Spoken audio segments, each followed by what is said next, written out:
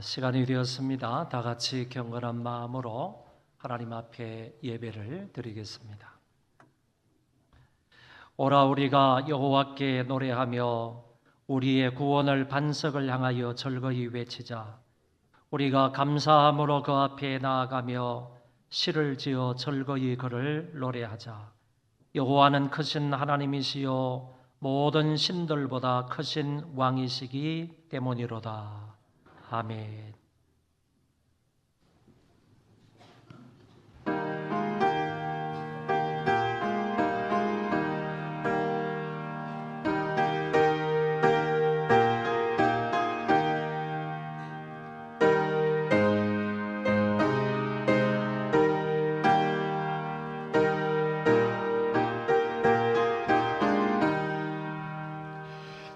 즐겁게 한 시간이야 반갑고 좋은 날 내 마음을 편케 하리 즐겁고 기쁜 날 이날의 천하만이 바보자 앞에서 참되신 삼위일체 다 찬송 부르네. 이날의 하늘에서 새 양식 내게 성회로 모이라고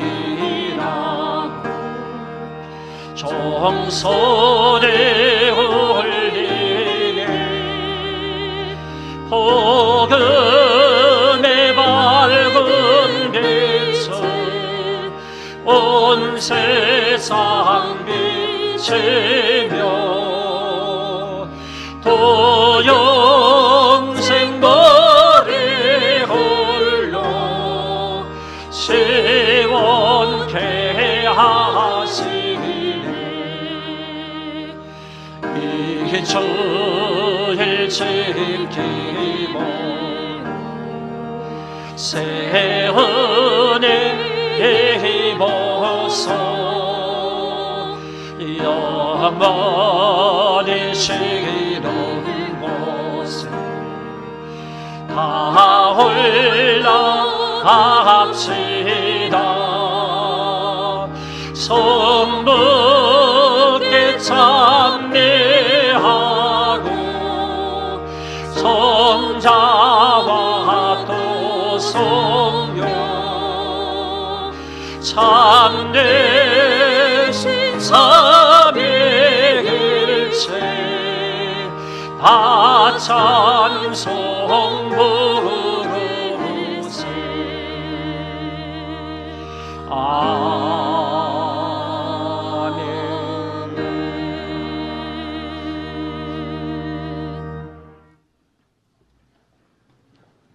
나는 전능하신 아버지 하나님 천지의 창조주를 믿습니다. 나는 그의 유일하신 아들 우리 주 예수 그리스도를 믿습니다. 그는 성령으로 잉태되어 동정녀 마리아에게서 나시고 본디오 빌라도에게 고난을 받아 십자가에 못 박혀 죽으시고 장사된 지 사흘 만에 죽은 자 가운데서 다시 살아나셨으며 하늘에 오르시어 전능하신 아버지 하나님 우편에 앉아 계시다가 거기로부터 살아있는 자와 죽은 자를 심판하러 오십니다. 나는 성령을 믿으며 거룩한 공교회와 성도의 교제와 죄를 용서받는 것과 몸의 부활과 영생을 믿습니다. 아멘.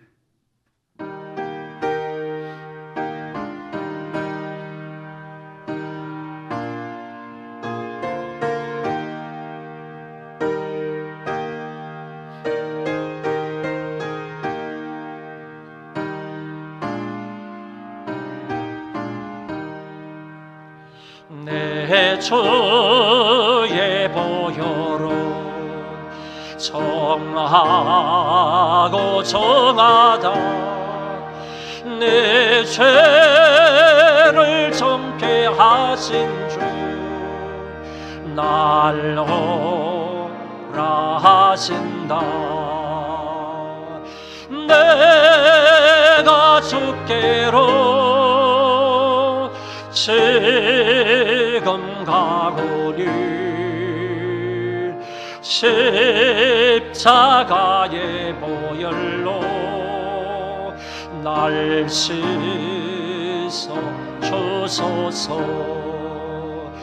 약하고 주에도 주께로 나가며 힘주시고 내 처함을 고치서 주시네. 내가 주께로 지금 가오니 십자가의 보혈로 날 씻어 주소서. 나로라 하심은 온전한 믿음과 또 사랑함과 평안함 다 주려 함이라. 내가 주께로 지금 가오니 십자가의 보혈로 날 씻어 주소서. 큰 죄인 복받아 살 길을 얻었네. 한없이 높은 은혜 베풀어 주소서. 내가 주께로 지금 가오니 십자가의 보혈로 날 씻어 주소서. 그 피가 맘속에 큰 증거 됩니다. 내 기도 소리 들으사 다 허락하소서. 내가 주께로 지금 가오니 십자가의 보혈로 날 씻어 주소서.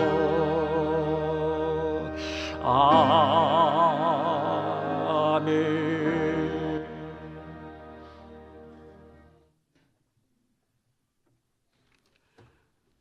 사랑과 은혜가 풍성하신 하늘 아버지 감사합니다. 호사나 다윗의 자손이여 찬송하리로다. 2000년 전 주님께서 어린 나귀를 타시고 예루살렘에 입성하심으로 진정한 승리는 이 세상의 힘이 아니라 겸손과 섬김이라는 것을 보여주셨습니다. 종려나무를 가지고 호산을 외치던 그 무리들, 그 찬미가 오늘 저희들 입술에도 있게 하옵시고 평강의 왕으로 오신 주님 온유와 섬김을 배우고자 하오니 성령의 크신 능력으로 우리의 모든 인격과 생각과 삶을 인도하여 주옵소서.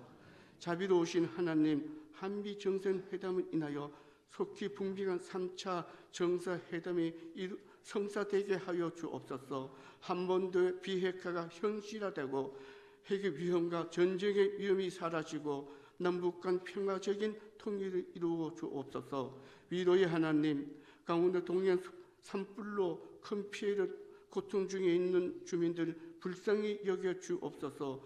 한순간 모든 것을 잃고 시름에 젖어 있는 그들을 빠른 시일 안에 복구되어 일상으로 돌아갈 수 있게 하나님 아버지 도와주옵소서. 예배당 중축 공사가 진행 중입니다. 한근의 안전사고 없게 지켜주옵시고 필요에 따라 넉넉하게 채워주옵소서. 부활절과 카프레드 전도와 23일, 25일 이슬 본부회를 기도로 준비하며 기대되게 하시사 은혜 가운데 영적인 분회가 일어나게 하옵시고 풍성한 전도 열매를 주옵소서. 성찬 예식을 드립니다.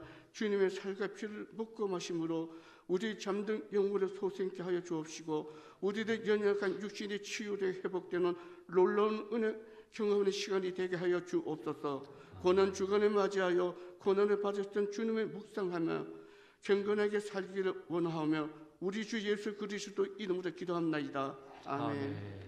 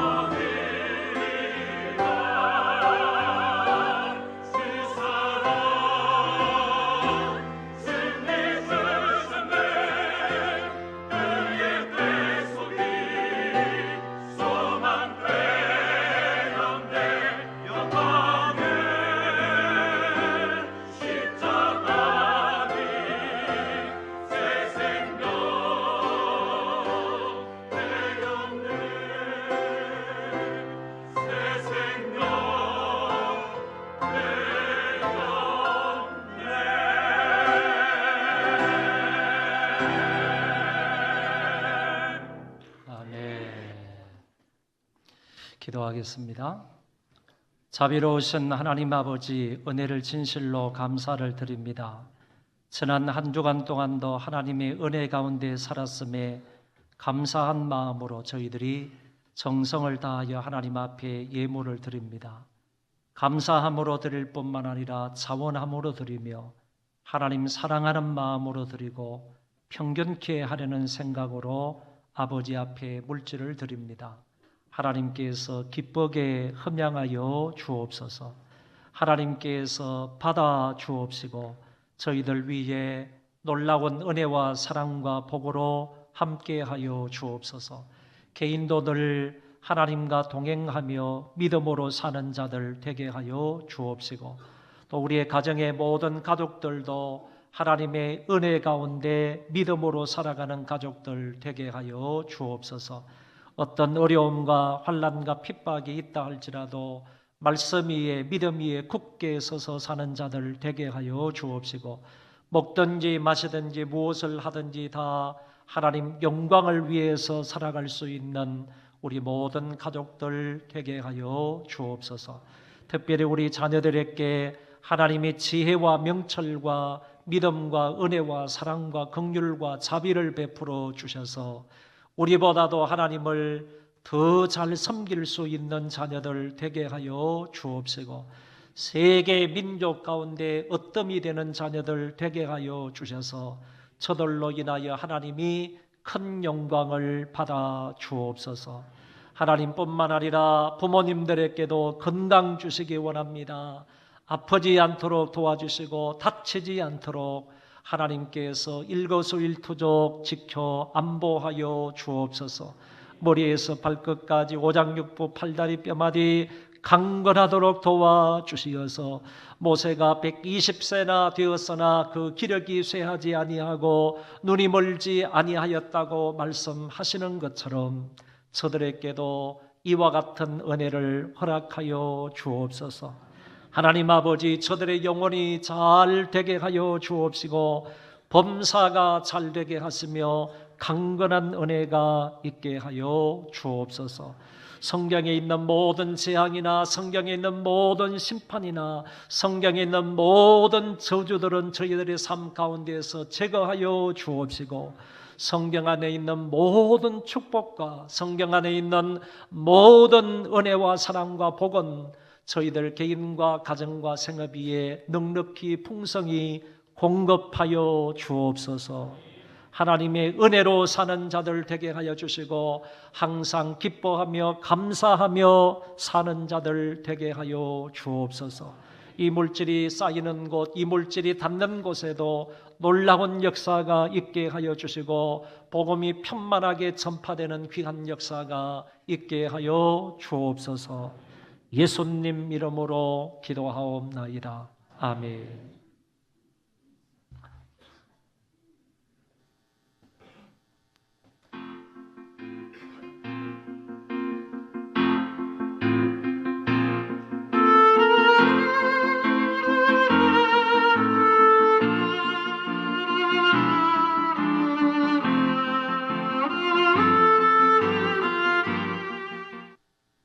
안녕하세요. 4월 둘째 주 소망 뉴스를 전해드리겠습니다.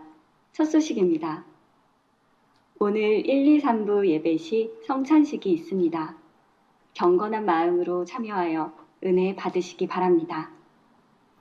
이번 주 한 주간은 고난 주간입니다. 주님의 고난에 동참하며 한 주간을 경건하게 살아가시기 바랍니다. 화요일은 정기노회가 밝은빛 전원교회에서 있습니다. 본 교회에서는 이정현 목사님과 정용대 장로님께서 참여합니다. 4월의 주제는 사랑입니다. 하나님의 자녀된 우리는 말이나 혀로 사랑하지 말고 마음으로 뜨겁게 행동과 진실함으로 사랑합시다. 예배당 지하주차장에는 노약자와 임산부만 출입 스티커를 받아서 출입할 수 있으니 양해해 주시기 바랍니다. 지상에는 새 가족들이 주차하시고 찬양대원들은 베고타운 2차 지하주차장에 주차해 주시고 나머지 분들은 초등학교와 건너편 임시주차장과 인근에 주차해 주시기 바랍니다. 이번 주 토요일에 계란 전시회가 있습니다. 오전 10시부터 오후 4시 30분까지 야외 광장에서, 이후로는 예배당 1, 2층 로비와 카페와 계단에 전시합니다. 다음 주일은 부활절입니다. 모든 교인들이 출석하여 예배를 드리시고, 오후에는 조별로 카퍼레이드를 하며 전도하시고, 오후 예배는 부활절 찬양축제로 하나님께 영광을 돌리기 원합니다. 다음 주 2부 예배에 새가족 수료식이 있습니다. 수료자들을 축하해 주시기 바랍니다. 4월 26일부터 5월 4일까지 진행되는 담임 목사님의 중앙아시아 목회자들을 위한 세미나를 위해 많은 기도와 협력을 부탁드립니다. 현지 목회자들에게 드릴 선물로 타월 60장과 볼펜 60개가 필요합니다. 부흥회를 통하여 은혜 많이 받도록 기도하시기 바랍니다. 구역 식구들과 함께 참여하시기 바랍니다. 워십팀을 모집합니다. 자격은 세례교인으로서 새가족반을 이수한 50세 미만의 여성입니다. 재정부에서 알려드립니다. 각종 상품권과 외화는 원화로 바꾸어서 헌금을 해주시기 바랍니다. 환전에 어려움이 있으니 이 점 양해를 부탁드립니다. 김상철 집사님, 지연수 권사님께서 하나님께 감사하여 식사를 제공해 주셨고, 홍정석 목사님, 200년 사모님께서 아들 하명이 100일에 감사하여 떡을 제공해 주셨습니다. 감사합니다.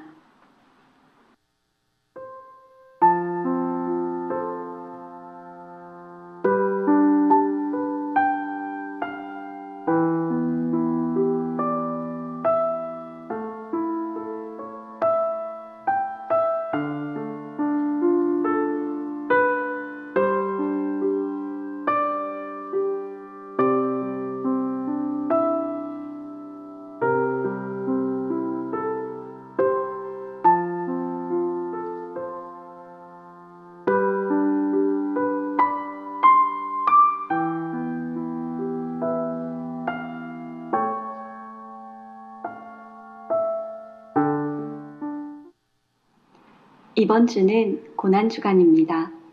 우리의 죄를 대속하기 위해 십자가에서 고난을 당하신 예수님의 사랑을 깊이 묵상하면서 경건 생활에 힘쓰는 한 주간이 되시기 바랍니다.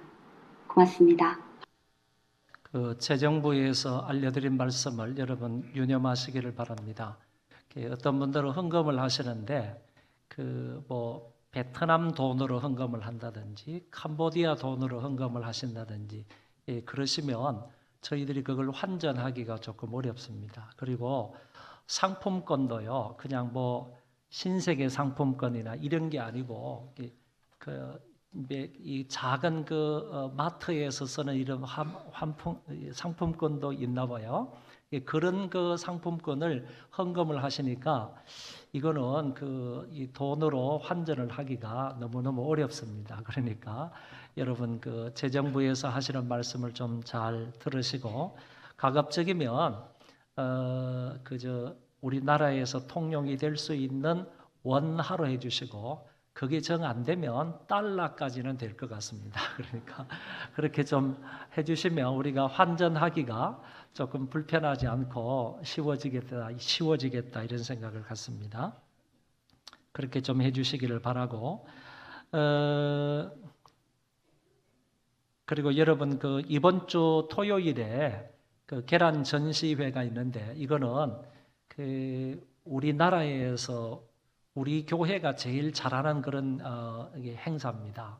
그래서 계란 전시회에 적어도 한 130개 구역에서 이렇게 계란을 작품을 만들어서 계란을 작품을 만들어서 전시회를 하는데, 1차적인 전시회는요, 옆쪽으로 가시면 알파 문고가 있을 거예요. 알파 문고 앞에 보면 이렇게 로비가 있어요. 이렇게 돌아가는 회전하는 그런 길거리가 있는데, 거기에서 보면 이렇게 벤치도 이렇게 놓여져 있고 하는 데가 있습니다.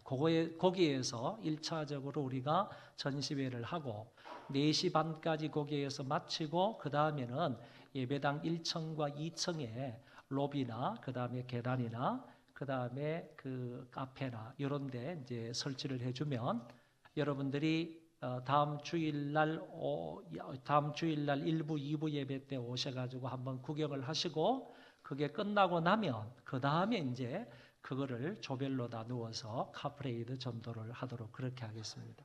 그러니까 여러분들 적극적으로 동참해 주시기를 바라고 여러분 사진이나 이런 것을 많이 찍어가지고요. 뭐 SNS나 아니면 여러분들 뭐 이런 그 카페나 이런 데 있으면 많이 올려서 홍보를 해주시면 감사하겠고요.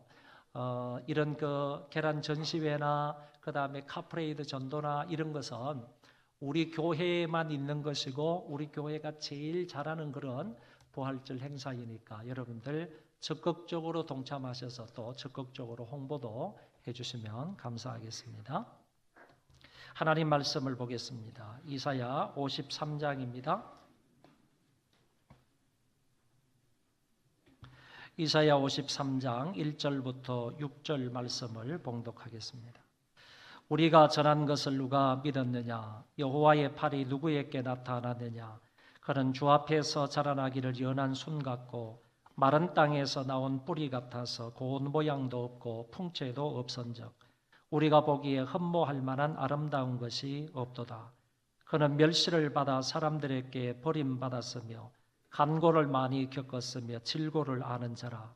마치 사람들이 그에게서 얼굴을 가리는 것 같이 멸시를 당하였고 우리도 그를 귀히 여기지 아니하였도다.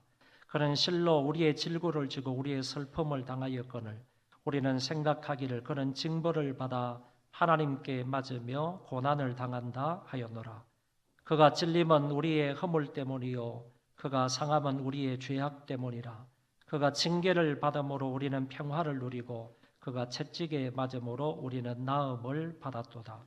우리는 다 양 같아서 그릇 행하여 각기 제 길로 갔거늘 여호와께서는 우리 무리의 우리 모두의 죄악을 그에게 담당시키셨도다.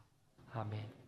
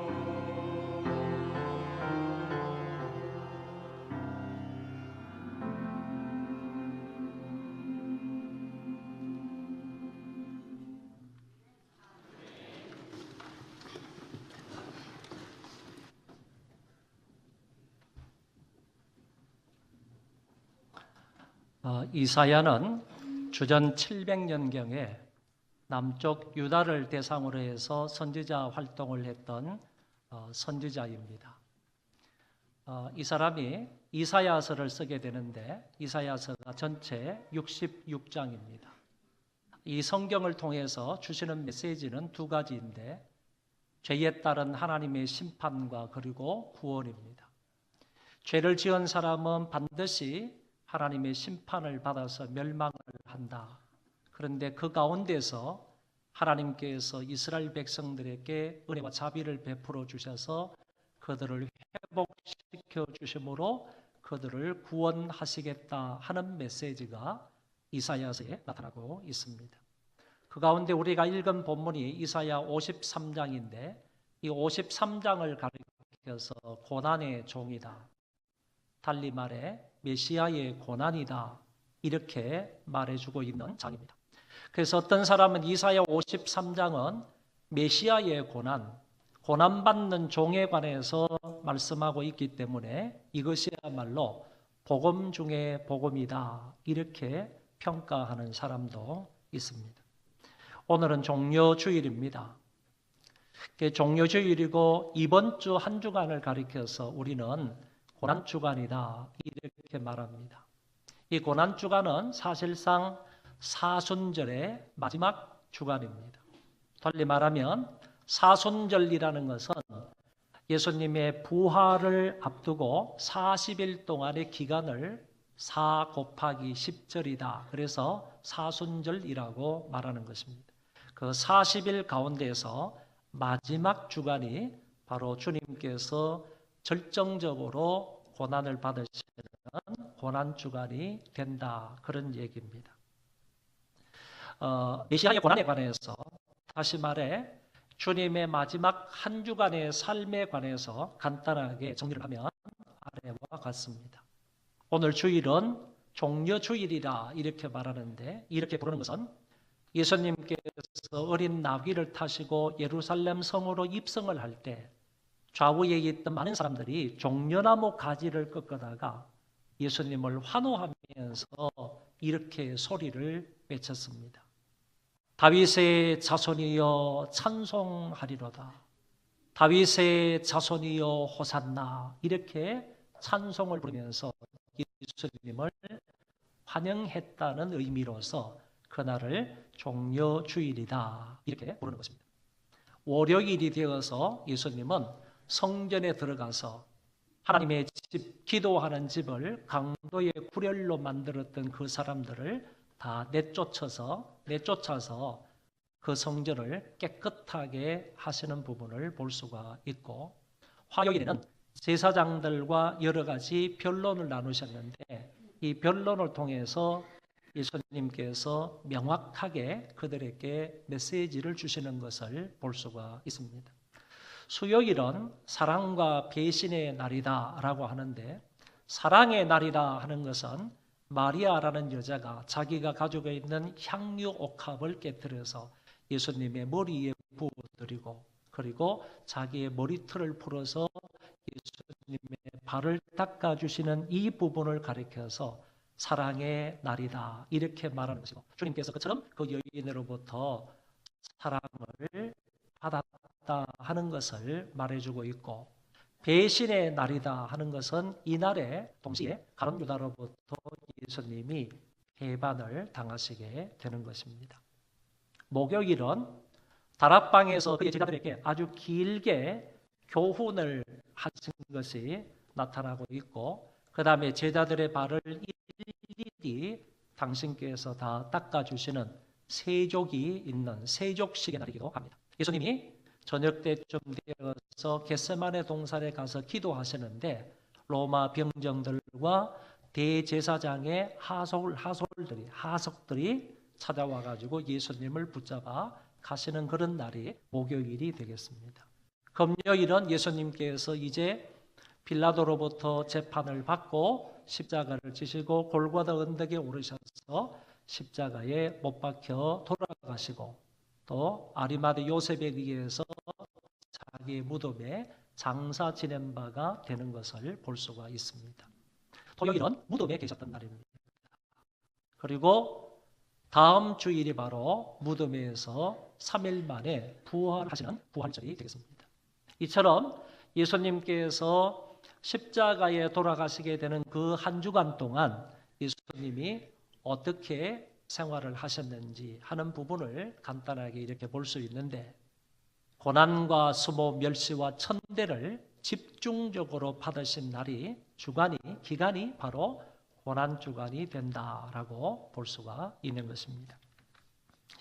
오늘은 이사야 53장 이 메시아의 고난이라는 주제로 제가 말씀을 드리기를 원하는데, 먼저 하나 해결해야 할 문제가 있습니다. 이 본장 이사야 53장의 말씀을 읽어보면 적어도 28번 이상이나 그가, 그는 이라는 말이 나오게 되는데, 이사야 53장에서 이사야가 말하고 있는 그는 과연 누구냐라는 것입니다. 그분은 바로 메시아이시고 예수 그리스도이시고 뿐만 아니라 하나님의 아들을 가리키는 말이다. 이렇게 이해를 하시고 말씀을 들으시기를 바랍니다. 저는 오늘 이사야 53장의 말씀을 근거로 해서 전체 3가지로 나누어서 말씀을 드리고자 합니다. 첫 번째, 그리스도가 받은 고난은 어떤 것인가? 먼저 3절의 말씀에 보면 그는 멸시를 받아 사람들에게 버림받았으며 간고를 많이 겪었으며 질고를 아는 자라, 이렇게 말씀을 하십니다. 그는 멸시를 받았다. 이 말은 인간들에 의해서 무시를 받았다, 그런 뜻입니다. 하나님의 아들께서 이 세상에 오셨는데, 당신의 나라에 오셨는데, 당신께서 창조하신 이 세상에 오셨는데, 그럼에도 불구하고 인간들에 의해서 무시를 받았다, 그런 얘기입니다. 그리고 그는 사람들에게 버림을 받았다. 사람들에게 배신을 당했고 사람들에 의해서 거절을 당했다 하는 것을 말씀하시고, 그는 간고를 많이 겪었다. 사람으로서 감당하기 어려운 정신적, 육체적 고난을 받았다. 우리 찬양대에서 찬양을 했던 것처럼 그분께서 십자가 위에서 당하신 그 고난이라는 것은 인간으로서는 가히 감당할 수 없는 정말 고난의 극치였다. 심각한 그런 고난을 받으셨다 하는 것을 우리가 듣고 알 수가 있겠습니다. 이 한 구절만 보더라도, 다시 말해서 오늘 본문 3절 한 구절 말씀만 보더라도 메시아가 이 세상에서 인간들로부터 얼마나 많은 무시와 얼마나 많은 그런 배신과 얼마나 많은 고난을 당할 것인지를 알 수 있게 된다는 말씀입니다. 한 걸음 더 나아가서 5절 말씀으로 가보면, 그가 찔림은 우리의 허물 때문이요 그가 상함은 우리의 죄악 때문이라. 그가 징계를 받음으로 우리는 평화를 누리고 그가 채찍에 맞음으로 우리는 나음을 받았도다. 메시아의 고난에 대해서 말씀하고 있는 겁니다. 그리스도께서 십자가 위에서 어떤 수모와 멸시와 천대를 받을 것인지를 말씀하고 있는 것입니다. 그런데 여기에 집중하지 않으시겠습니까? 그런데도 지금 딴 점 피우시겠습니까? 그럼에도 불구하고 여러분 그 인터넷이나 이런 걸 찾고 계시겠습니까? 졸고 있겠습니까? 지금 제가 전하는 말씀이 어떤 말씀입니다. 정말로 내가 그분을 믿는다면 우리가 온 힘을 다하여서 마음과 뜻과 정성을 다해서 이 말씀에 집중해야 하는 것 아닙니까? 그분이 찔리셨다는데, 그분이 상하셨다는데, 그분이 징계를 받으셨다는데, 그분이 채찍을 맞으셨다는데, 여기에 충분히 집중해야 할 이유가 있다는 얘기입니다. 그가 찔렸다 하는 이 말은요, 문자적으로 구멍이 뚫렸다 그런 얘기. 예수님은 가시책에 의해서 머리에 찔렸습니다. 머리에 구멍이 났다는 얘기입니다. 예수님께서 십자가 위에서요, 커다란 대못을 양손 양발에 받으셨기 때문에 그 대못에 의해서 예수님은 양쪽 손과 그리고 양쪽 발에 구멍이 났습니다. 뿐만 아니라 예수님은 로마 병정에 의해서 옆구리에 창을 받으심으로 그 창에 의해서 자기의 몸에 구멍이 나셨다. 이 모든 것을 포함해서 이사야 선지자는 한마디로 말하기를 그가 찔렸다, 그의 몸에 구멍이 났다, 이렇게 표현을 하고 있는 것입니다. 그리고 그가 상하셨다, 이 말은요, 인간들에 의해서 짓밟혀서 완전히 으스러지는 치명적인 상태를 의미하고 있습니다. 그래서 세번역 성경에 보면 그가 으스러짐으로 인하여서 으스러진 것은, 죄송합니다, 그가 으스러진 것은 우리의 죄악 때문이라 이렇게 번역하고 있습니다. 사람들에 의해서 짓밟혔다는, 인간들에 의해서 짓밟혀서요, 당신의 몸이 이렇게 으스러질 정도가 되었다 하는 것을 말씀하고 있고, 그가 징계를 받았다, 마치 부모가 자식을 바로잡기 위해서 강하게 책망을 하는 것 같이 이런 징계를 받았다는 얘기고, 그가 채찍에 맞았다, 매를 맞음으로 몸에 상처를 심하게 입었다. 로마 병정들에 의해서 채찍을 맞을 때에 살점이 뚝뚝 떨어져 나갔지 않습니까? 예수님의 덩어리가 만들만들한 그런 살피부가 아니라 살점이 뚝뚝 떨어져 나가고 그 위에서 피가 그냥 줄줄 흘러내리는 이런 모습은 우리는 그냥 생각해 볼 수 있는 일 아닙니까? 5절 이 말씀을 통해서 볼 때 주님은 찔렸고요, 주님은 상하셨고, 주님은 징계를 받으셨고, 주님은 채찍에 맞았다고 리얼하게 설명해 주고 있는 것입니다. 한 걸음 더 나아가서 7절을 보면 그가 곤욕을 당하여 괴로울 때에도 그의 입을 열지 아니하였으며 마치 도서장으로 끌려가는 어린 양과 틀 깎는 자 앞에서 잠잠한 양같이 그의 입을 열지 아니하였도다. 여기에서는 그가 곤욕을 당하였다고 말씀합니다. 부당한 방법으로 학대를 당하셨다는 얘기입니다. 그분께서 그런 학대를 받을 필요가 없으셨는데 합당한 방법으로 학대를 받으신 것이 아니라 부당한 방법으로요, 부당한 방법으로 그분은 인간들에 의해서 학대를 받으셨다고 했고, 도수장으로 끌려가는 어린 양 같았다라고 표현합니다. 사지로 끌려가는 양이 입을 열지 않는 것처럼 주님도 불평 없이요, 그 십자가를 지고 골고다 언덕으로 묵묵히 걸어가신 그 희생의 모습을 보여주고 있다는 것입니다. 한 구절 더 보면 12절에 그가 범죄자 중 하나로 헤아림을 받았습니다. 예수님은 점과 티가 없는 거룩하신 분인데, 하나의 죄도 없으신 그런 분인데, 그런 분임에도 불구하고요, 흉악범 중에 한 사람같이 취급이 되었다는, 로마 사람들이 십자가에 처형을 하는 것은 범죄자 중에 가장 흉악한 범죄자를 십자가에 매다는데, 십자가에 그분께서 달리신 것을 볼 때에 그분께서는 죄가 없는 거룩하신 분임에도 불구하고 흉악범 중에 한 사람처럼 취급이 되었다 하는 사실을 알게 된다는 얘기입니다.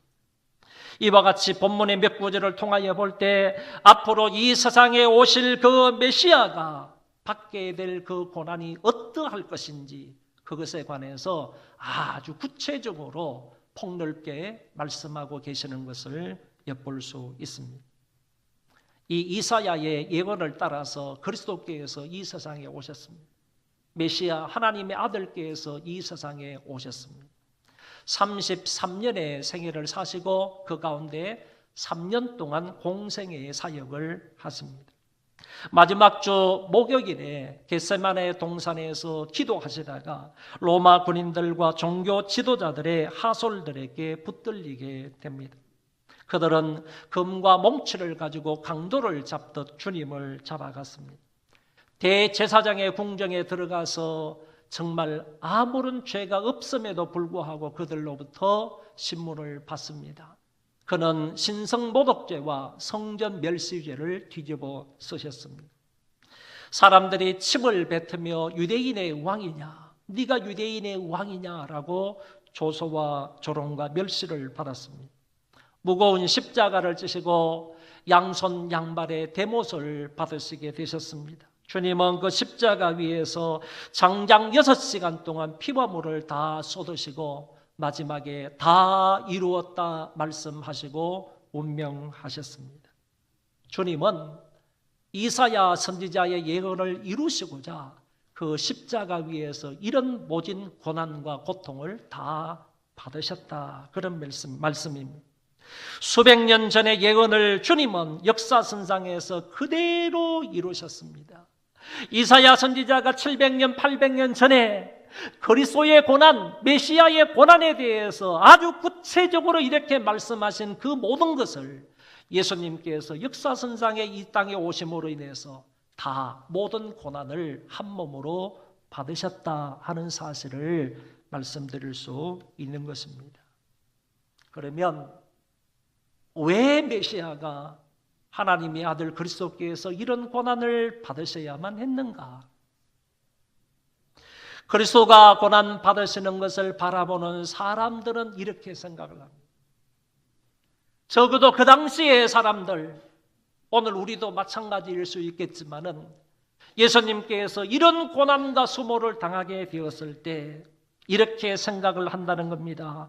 저것은 하나님께 징벌을 받는 거야. 죄가 없다면 어떻게 저런 심판을 받아가지고 수모와 멸시를 받을 수가 있겠는가? 죄가 있기 때문에 저런 고난을 받는 것 아니냐?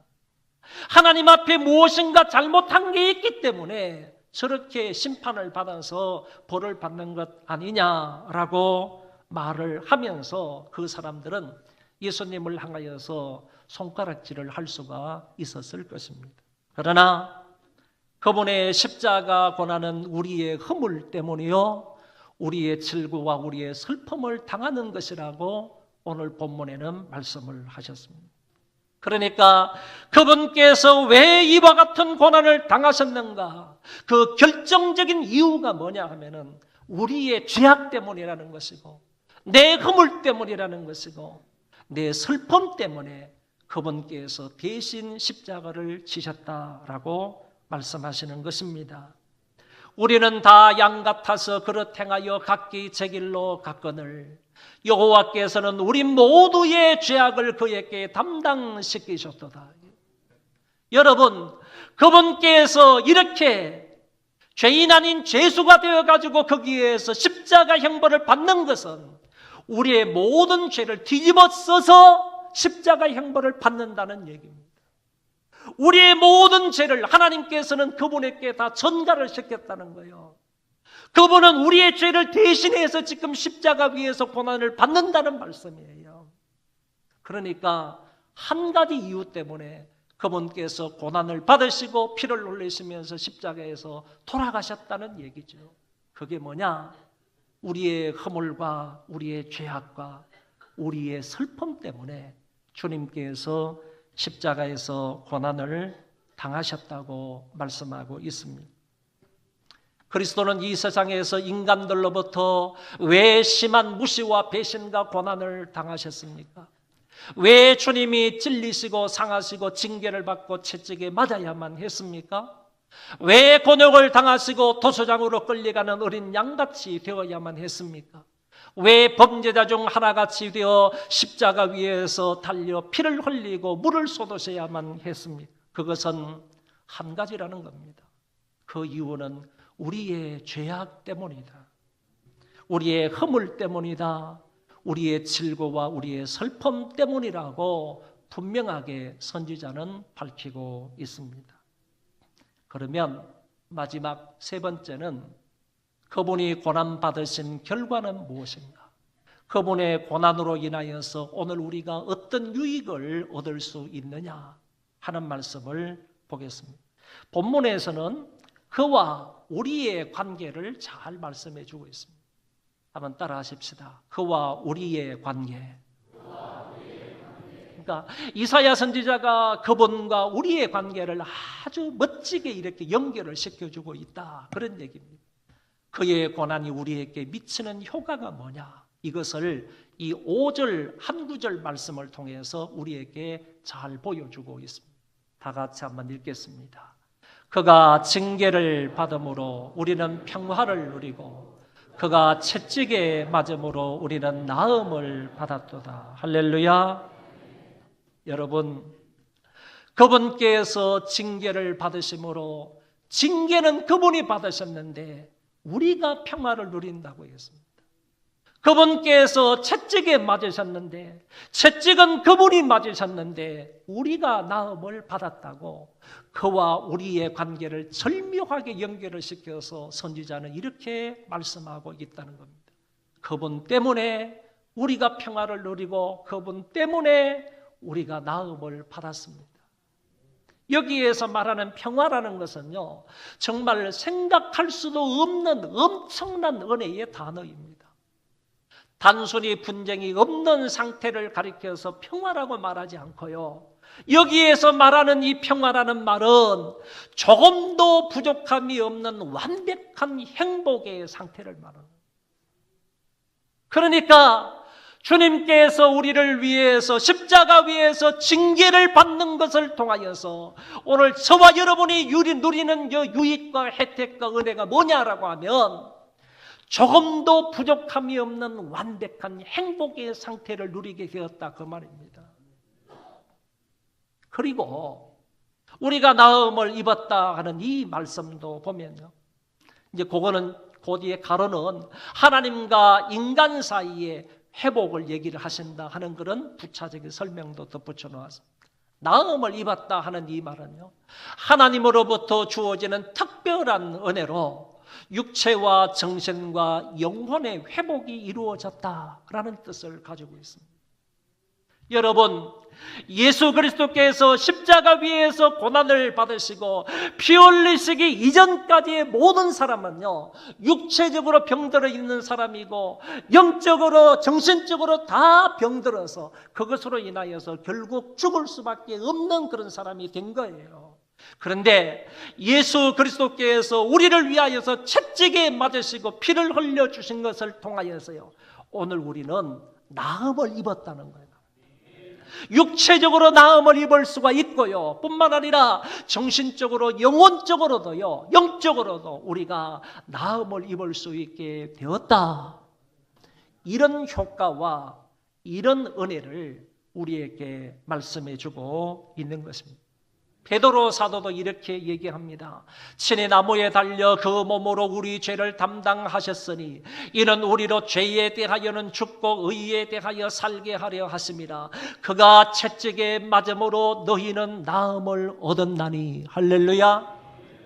그분께서 채찍에 맞으심으로 오늘 저와 여러분이 육체적으로 영적으로 정신적으로 나음을 받았다라고 이 사도 베드로도 분명하게 말씀을 하셨습니다.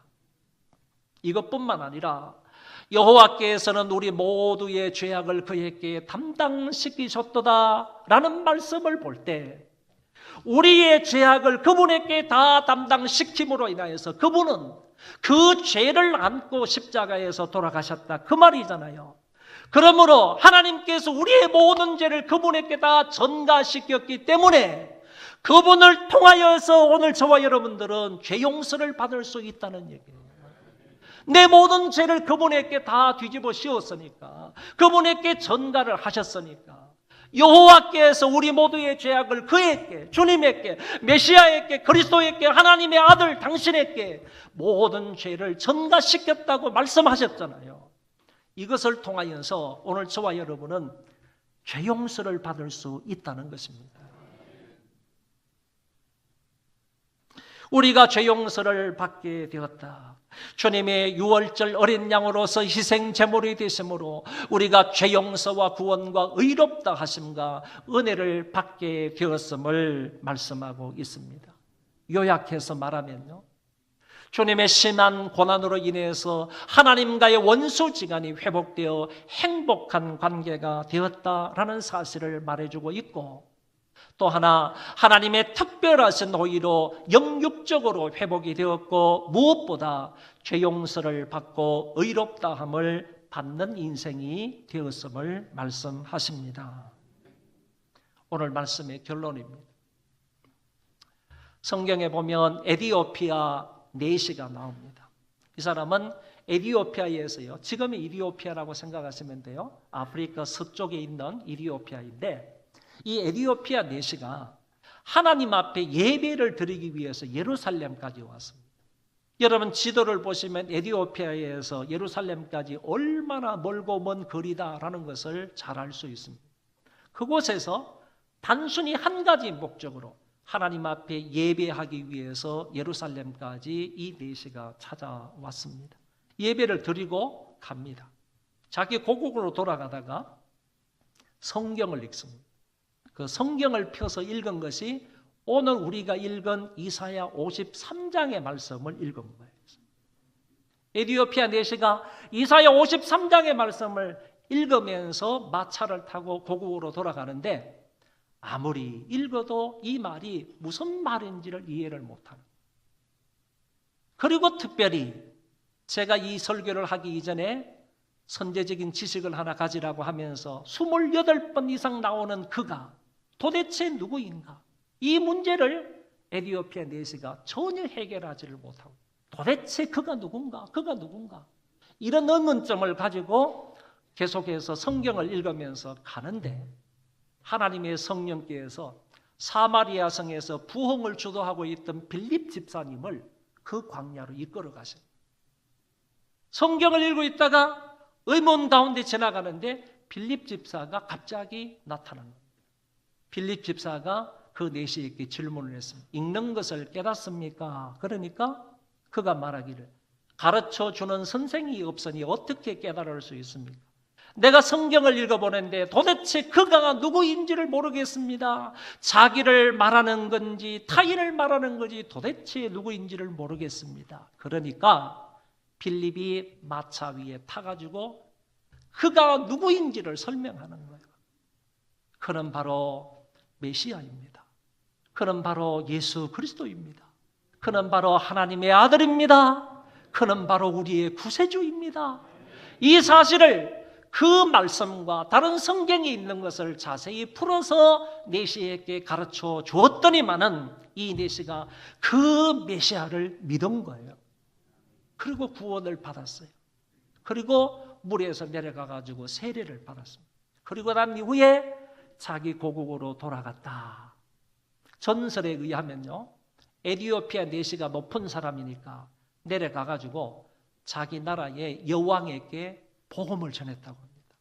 여왕이 에티오피아 여왕이 복음을 믿고 예수 그리스도를 믿고 구원을 받아서 자기 나라의 모든 백성들에게 예수를 믿어라. 예수는 그리스도이다. 예수가 우리의 구세주다라고 해가지고 전 에티오피아 사람들을 복음화시킨 사람이 바로 에티오피아 내시와 그 여왕이었다. 이런 말도 있습니다.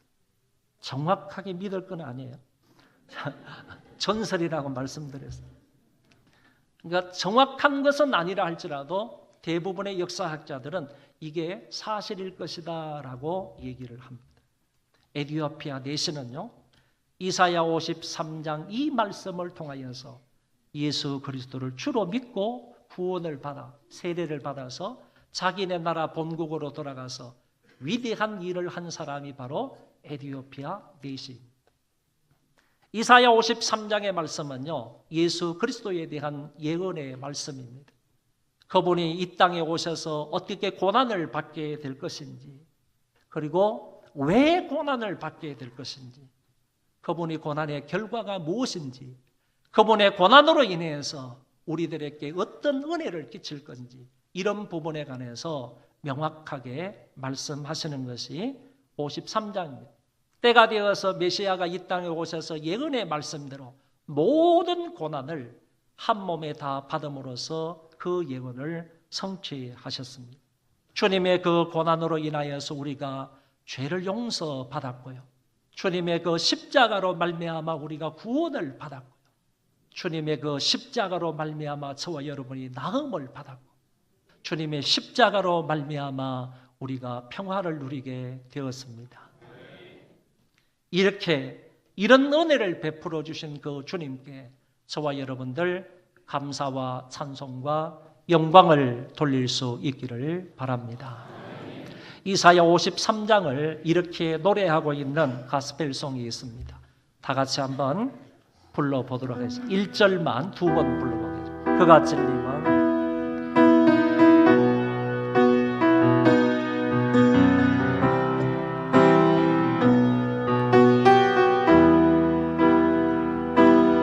그가 찔림은 우리의 허물을 인함이라 그가 상함은 우리의 죄악을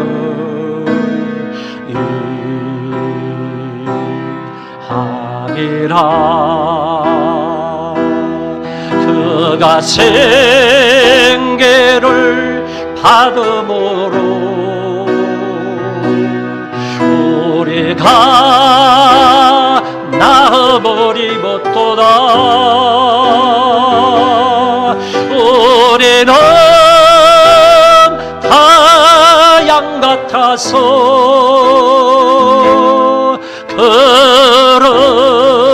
그릇 행하여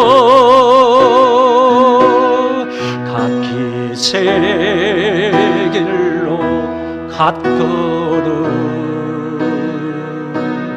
각기 새 길로 갔거든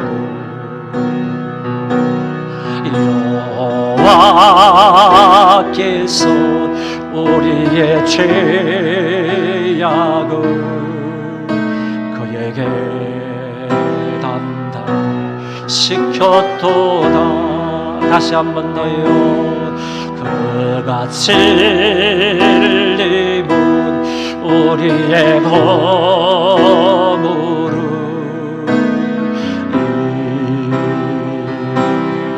인함이요 그가 상함은 우리의 죄악을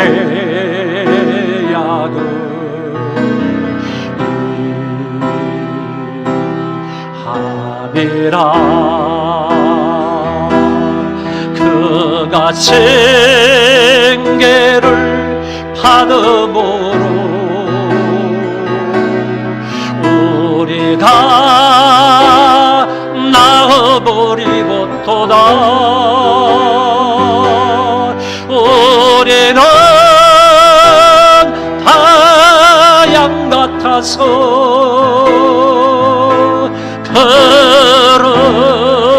그릇 행하여 각기 새 길로 갔거든 각기 새 길로 갔거든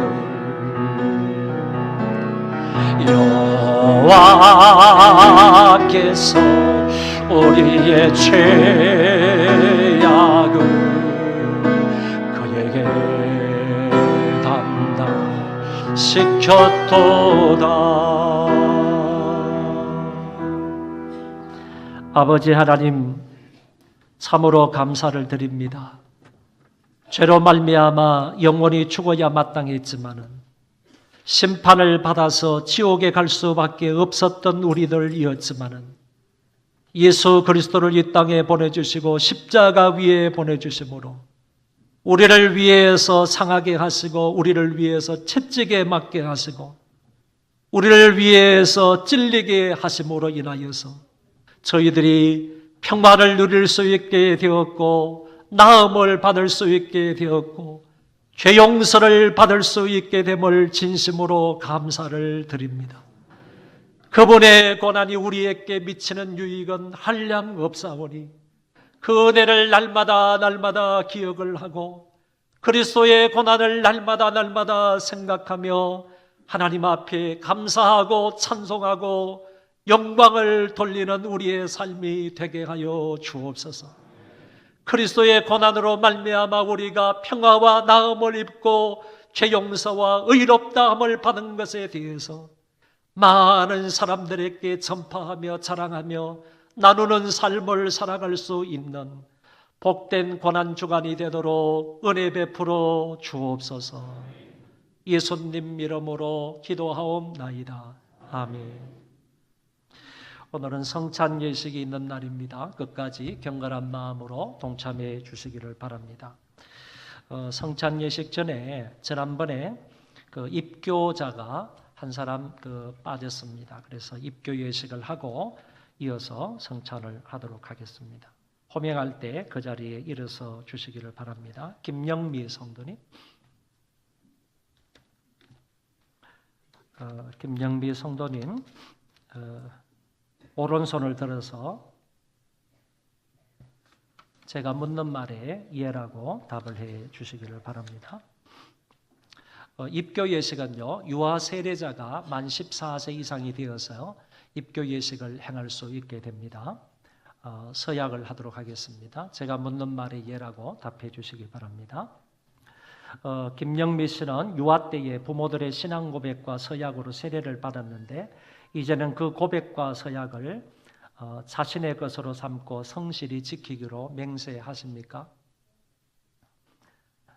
김영미 씨는 하나님 앞에서 죄인인 줄 알며 당연히 그의 진노를 받을 만하고 그의 크신 자비하심에서 구원 얻을 것밖에 소망이 없는 자인 줄 아십니까?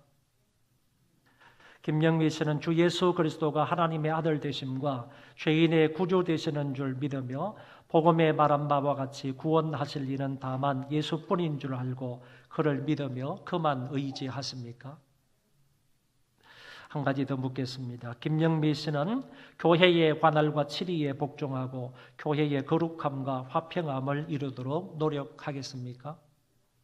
예, 하나님 앞과 여러 정인들 앞에서 예라고 답을 했습니다. 손 내려주시고 이제 공포하겠습니다.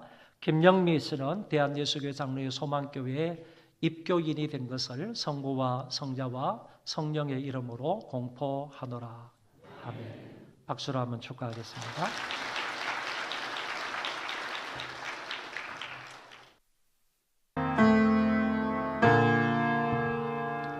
하늘 계신 아버지 이름으로 가사 주님 나라 예가시고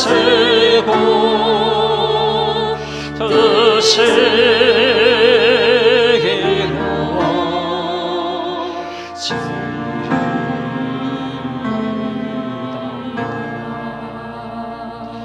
일용할 양식 주시고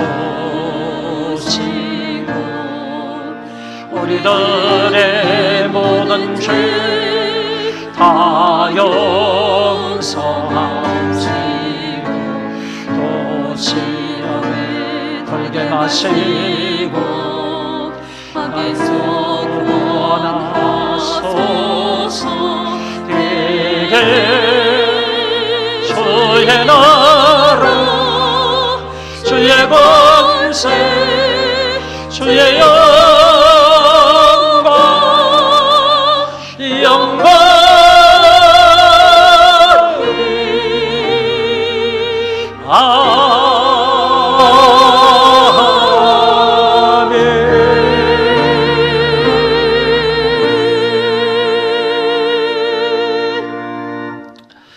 길이요 진리요 생명이 되시는 주 예수 그리스도의 은혜와 저희들을 사랑하셔서 십자가 위에 예수 그리스도를 보내주신 하나님 아버지의 그 만극하신 사랑하심과 성령의 위로 교통 역사 충만하심이 오늘 예배를 드리고 돌아가는 모든 심령들 위에와 저희 자손 만대 위에와 이민족과 조국 교회와 세계에 흩어져서 믿음을 지키는 하나님의 권속들 머리 위에 이제로부터 영원토록 함께 있을지어다.